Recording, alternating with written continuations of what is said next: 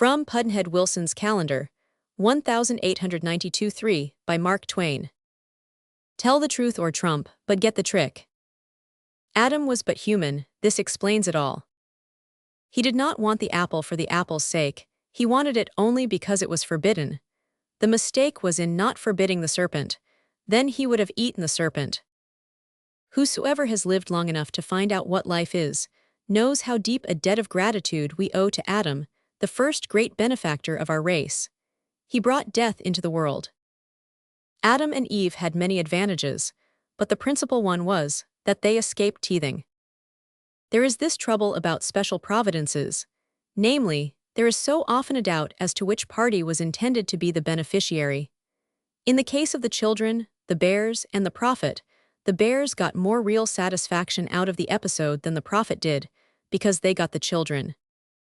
Training is everything. The peach was once a bitter almond, cauliflower is nothing but cabbage with a college education. Remarks of Dr. Baldwin's, concerning upstarts, we don't care to eat toadstools that think they are truffles. Let us endeavor so to live that, when we come to die, even the undertaker will be sorry. Habit is habit, and not to be flung out of the window by any man, but coaxed downstairs a step at a time. One of the most striking differences between a cat and a lie is that a cat has only 9 lives. The holy passion of friendship is of so sweet and steady and loyal, and enduring a nature that it will last through a whole lifetime, if not asked to lend money. Consider well the proportions of things. It is better to be a young Junibug than an old bird of paradise. Why is it that we rejoice at birth and grieve at a funeral? It is because we are not the person involved. It is easy to find fault, if one has that disposition. There was once a man who, not being able to find any other fault with his coal, complained that there were too many prehistoric toads in it. All say, how hard it is that we have to die, a strange complaint to come from the mouths of people who have had to live. When angry, count 4, when very angry, swear. There are 3 infallible ways of pleasing an author, and the 3 form a rising scale of compliment. 1. To tell him you have read one of his books. 2. To tell him you have read all of his books. 3. To ask him to let you read the manuscript of his forthcoming book. Number 1 admits you to his respect. Number 2 admits you to his admiration. Number 3 carries you clear into his heart. As to the adjective, when in doubt, strike it out. Courage is resistance to fear, mastery of fear, not absence of fear. Except a creature be part coward, it is not a compliment to say it is brave, it is merely a loose misapplication of the word. Consider the flea, incomparably the bravest of all the creatures of God, if ignorance of fear were courage. Whether you are asleep or awake, he will attack you, caring nothing for the fact that in bulk and strength you are to him as are the massed armies of the earth to a sucking child.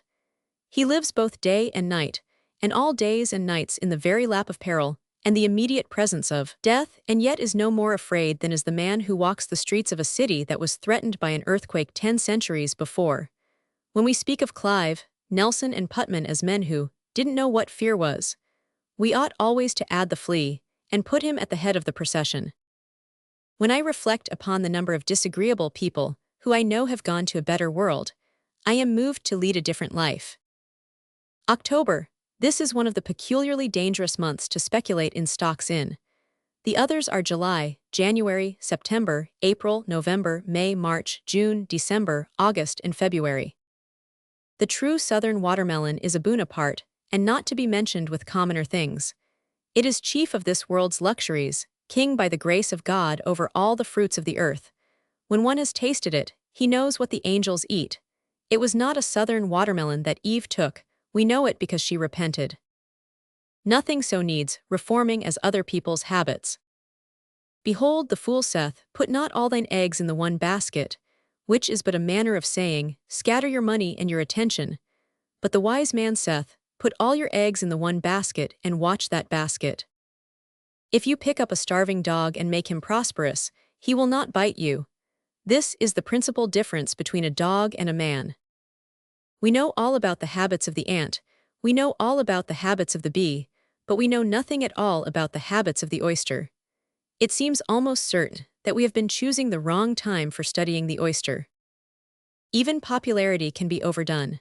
In Rome, along at first, you are full of regrets that Michelangelo died, but by and by you only regret that you didn't see him do it. July 4. Statistics show that we lose more fools on this day than on all the other days of the year put together. This proves, by the number left in stock, that 1/4 of July per year is now inadequate. The country has grown so. Thanksgiving Day. Let all give humble, hearty, and sincere thanks now but the turkeys. In the island of Fiji, they do not use turkeys, they use plumbers. It does not become you and me to sneer at Fiji. Few things are harder to put up with than the annoyance of a good example. It were not best that we should all think alike. It is difference of opinion that makes horse races. Even the clearest and most perfect circumstantial evidence is likely to be at fault, after all, and therefore ought to be received with great caution. Take the case of any pencil, sharpened by any woman. If you have witnesses, you will find she did it with a knife. But if you take simply the aspect of the pencil, you will say she did it with her teeth. Apper this, the day upon which we are reminded of what we are on the other 364. It is often the case that the man who can't tell a lie thinks he is the best judge of one. October 12, the discovery. It was wonderful to find America, but it would have been more wonderful to miss it.